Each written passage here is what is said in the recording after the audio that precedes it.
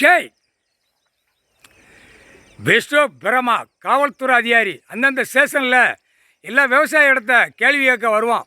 வானரப்பட இராணுவ முப்பட வீரர். ஏன்னா உச்ச நீதிமன்றமோ சுப்ரீம் கோர்ட் கணக்கை முடிச்சிட்டார். இதில் பூரா தப்பாக வழக்காடி அப்படியே 2 காலை தோளில் தூக்கி போட்டு அப்படியே ஓடிக்கொண்டே இருக்கான். 4 வீலர் 2 வீலர் வண்டி கார்களை வச்சு ஓடிக்கொண்டே இருக்கான். கணக்கு எடுக்கையில் அவன் வீட்டில் இருக்கிற 4 வீலர் 2 வீலர் அனைத்தும் தூக்கி நடுரோட்டில் சாம்பலாக்கி விட்டுருவார். முக்கால் சத்தியம் எல்லாம் இராணுவ முப்போட எரிச்சிருவான். எரித்து சாம்பலாக்கிடுவான். இப்போ அமர்நாத்தில் என்ன நடக்குடா? அமர்நாத் ஜோதிலிங்கம் என்ன நடக்கு? இப்போ சூடு பிடிக்க ஆரம்பிச்சிருச்சு. அங்கேருந்தே கணக்கு எடுத்துருவார். 12 ஜோதிலிங்கம். ராமேஸ்வரம் இப்போ எடுக்கார். இப்போ 2 கணக்கு சென்னை மெட்ராஸ் முடித்தார். முடித்த உடனே ராமேஸ்வரத்தில் உள்ள கணக்கு எடுக்கையில் இவனுகளை பூரா அரசியல்வாதி சாம்பலாக போயிடுவான். சாம்பலாக போகக்கூடாது. நாங்களே கேட்கோம். கை கால் வராமல் கை கால் கெட்டு போட்டு சாப்பிட உணவு இல்லாமல் தன்னால் அவன் வீட்டுக்குள்ளே இருந்து அவன் போட்ட நரகளை அவனாக பிரட்டி சாப்பிடணும். சரியா? நாங்களே கேட்கோம் கடவுள்கிட்ட, கடவுளே நாங்கள் கேட்குற 2 பேருமே கேட்குற கணக்கு இதுதான். அவனுங்களை கை கால் வராத அளவுக்கு கை கால் ஒடிஞ்சி பூமியை அழிச்சிட்டான். பூமியை அழித்து வெறியில் அழிக்கான்.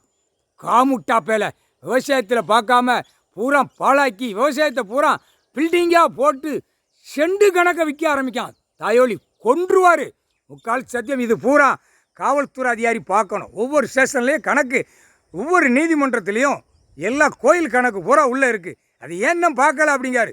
பூரா இவன் போடுவான் பாரு. இப்போ குளத்தை பூரா அடிக்கான். தெற்கு பாளையம் ராஜபாளையம் பூரா குளத்தை அடித்து 30,000 கோடியை கொண்டா, 30 கோடியை கொண்டா, 40,000 கோடியை கொண்டா நாங்கள் விரித்து போட்டு நாங்கள் எங்கள் பொண்டாட்டி பிள்ளையோட விரித்து நக்குதோம்னு பூரா அரசியல்வாதி எம்எல்ஏ எம்பி மந்திரி முதலமைச்சர் வரைக்கும் இதே கண்ணோட்டமாக இருக்கான்.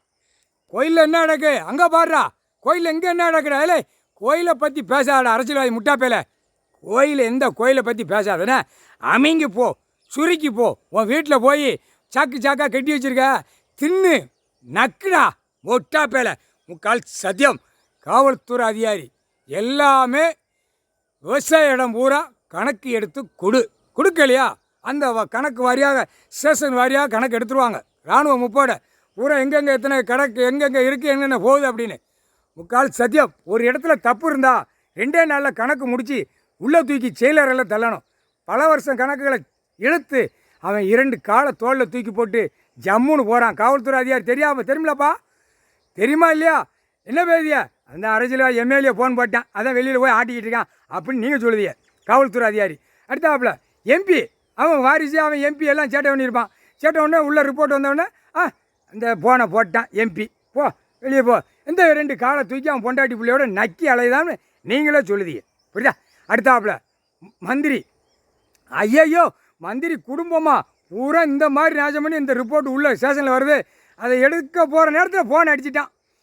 விட்டுரு அப்படிங்க. அப்போ எல்லா தொலைபேசி ஃபோன் மூலியமாக எல்லாம் ரிஜிட் வெளியில் சுதந்திரமாக ஓடுதான். அப்போ எவ்வளோ பெரிய தப்பு? அந்த தப்பு கணக்கு வெளியே எடுக்கார். முக்கால் சத்தியம். காவல்துறை அதிகாரி எல்லாமே எங்கே பிளாட் அடிச்சிருக்கானோ, எங்கே குளத்தில் முங்கி பூரா என் மோரே பாருன்னு பெரிய பில்டிங்கு டாராக போட்டிருப்பான். கணக்கு எடுத்து வச்சுக்கோப்பா. டைம் வரையில் தூக்கி ரிவிட் அடிப்பார்.